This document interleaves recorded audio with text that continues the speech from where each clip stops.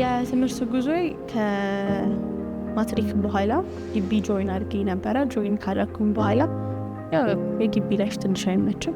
ወደ ቲቪ ተቀላቀልኩ፣ ማለትም ተግባራት ማለት ነው። እዚህ ከተቀላቀልኩ በኋላ የመጀመሪያ የተቀላቀልኩበት ዲፓርትመንት ባዮሜዲካል በቀን እማራለሁ፣ በዊኬንድ ደግሞ ዌብሳይት አይት እማራለሁ ማለት ነው።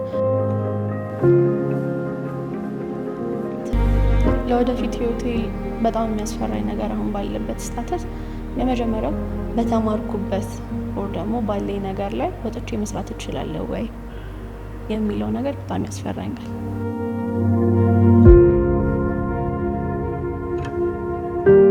ትልቁ ህልሜ ገበሬ መሆን፣ የተማረ ገበሬ፣ ሀብታም ገበሬ። ግን እነዚህ ሁለቱ ፊልዶች ላይክ ድልድይ ናቸው ወደዛ እንዲሄድ የሚያግዙ። ሁለቱንም አልተዋቸውም። ዛሬ ላይ በቂ የፋይናንስ አቅም ሳይኖረኝ ቤተሰብ ከመመስረትና ልጆችን ከመውለድ መቆጠቤ የፍርሃት ሳይሆን ለአንድ ትውልድ ያለኝ ጥልቅ ኃላፊነት ስሜት የሚያሳይ የብልህነት መርሆዬ ነው።